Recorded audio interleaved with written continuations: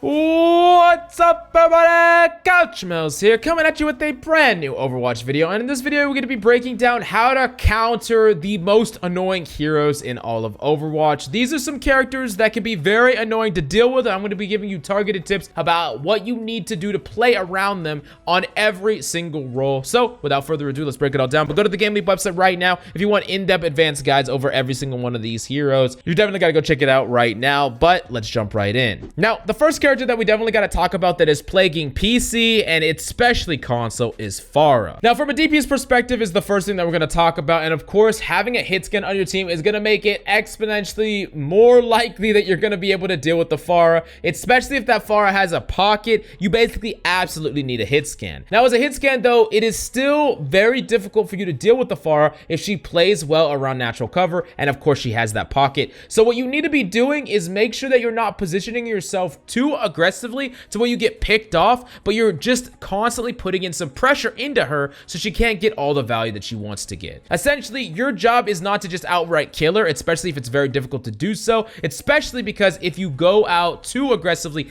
die, now that PHARAH is just going to just rain down on your team. But if you could put some damage into her, make her respect you, punish her if she gets too close, but basically just make her play very, very passively, that is just about the best you could do as a solo person. And then eventually, as the fight kind of breaks down, you're gonna find more opportunities where the Mercy might leave. You'll find more opportunities to potentially get a crit or picks on her, and that's pretty much your job as a hit scan. Now, if you're not a hit scan, if you're playing a different character, like a dive character, like you're playing Genji, the enemy has a PHARAH, typically your job is to be putting as much pressure as possible into the enemy's secondary support. Whatever you can do to force that Mercy to leave that PHARAH is definitely gonna get some guaranteed value, and oftentimes if you are bursting that secondary support fast enough, there won't even be that opportunity. So that's definitely something to keep in mind. You can actually help your hit scans out by putting extra pressure where you need to when the Mercy is preoccupied. Now, that being said, from the other roles, we do need to talk about tanks. Tanks, generally, your job is to minimize the impact of that PHARAH. It's going to heavily depend on what tank you are, how you're going to be doing this job. But for instance, a diva would traditionally want to eat every other rocket. She doesn't need to eat every rocket, but she needs to make sure that a giant amount of burst damage doesn't happen rapid fire. If one rocket goes through, it's going to deal some damage, but that can get healed up. But if she lets two through, then that's going to kill her team.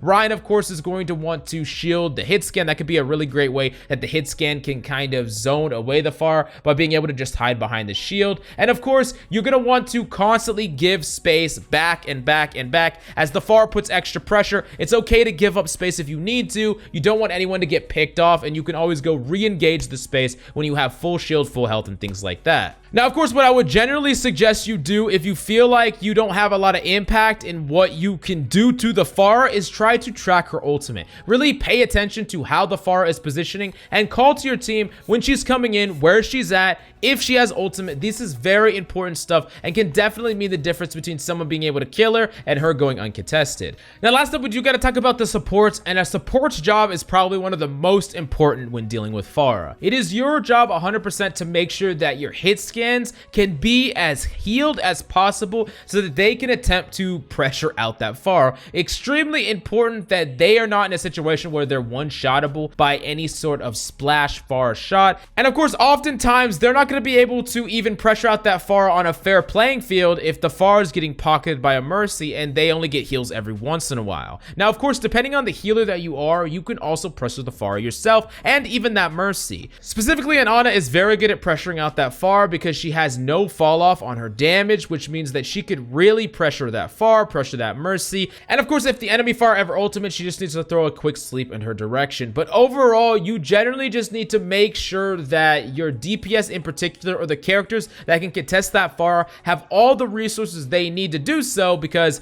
if they just die, if they feed, whatever the case may be, you're just going to die after the fact, honestly. Now, the next annoying character that we definitely got to talk about is Doomfist. Undoubtedly one of the most annoying characters to deal with, especially from the supporting role, and oftentimes tanks feel like they can do nothing about it. From a DPS point of view, oftentimes you have a responsibility to really put as much pressure as possible in a Doomfist, and of course characters that can definitely definitely zone away a Doomfist or punish him altogether are characters like McCree, for instance, characters like Tracer, Reaper. I mean, there's a whole bunch of characters that could definitely counter a Doomfist, but specifically talking about the supports, a lot of supports feel very useless when it comes to a Doomfist. Unfortunately, what you have to have as a support player when up against the Doomfist is the most amount of awareness you can possibly grasp. I need you to turn on your goddamn spider senses, because seriously, if a Doomfist ever gets close enough to you to where he can E on you, you're basically going to die no matter what support you are. If he ever interacts with you before you've had ample time to either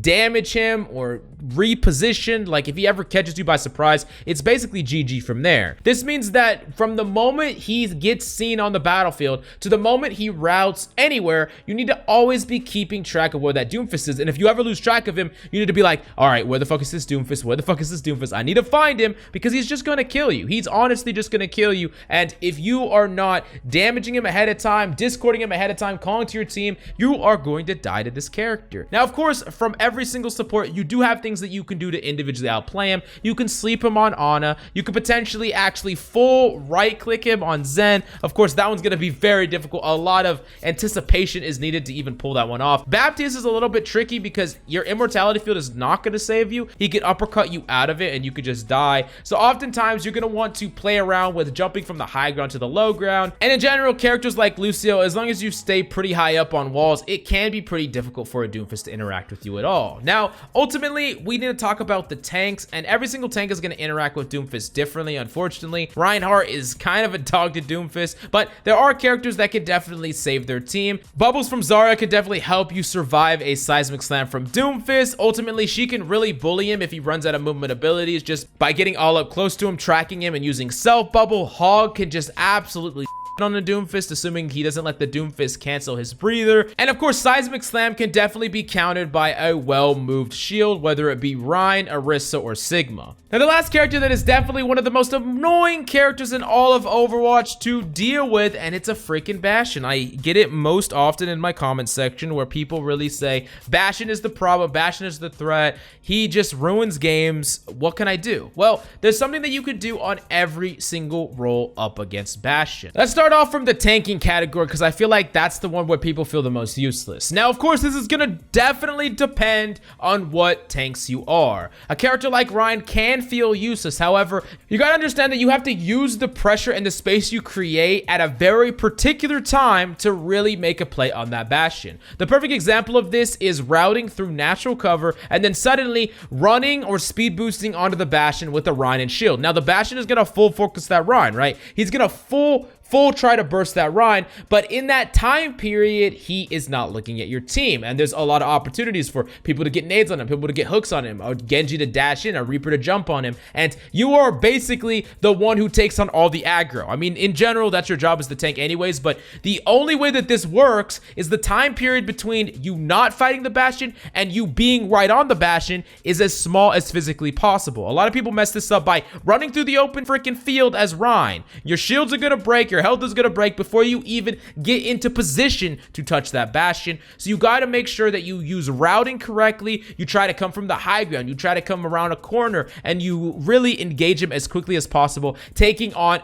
all that aggro. Even if you die in the process, it doesn't matter if your team just gets to frag that Bastion for free and then clean up after the fact. Now, of course, other characters in the taking category have a lot of ways to deal with the Bastion. Sigma can play that high ground, zone him off, poke him down from an angle he can't even see. Diva can help the DPS go in by eating as she goes in. She can also bomb him off the cart. Rodon can flank and harass him and hook him straight off the cart, but ultimately the most important thing from the tanking role is communication, being that kind of team leader to say, hey, we're going in now, we're dealing with this hoe, y'all need to come with me, and that's basically it. If there's no comms, if you're not being highly vocal, then don't complain when things don't get done, don't complain when no one goes in with you, and don't complain that you lose to a Bastion. Now, the next thing that we got to talk about is the supporting role. Now, from the supports, it's a little bit interesting because honestly, healing is not your biggest priority when up against a Bastion, because you will not out heal a Bastion. You need to be using your utility to try to create opportunities to fight the bastion. That is way more effective than just trying to heal your teammates, because once that bastion is dead, the king is dead, and then the fight can proceed as normal.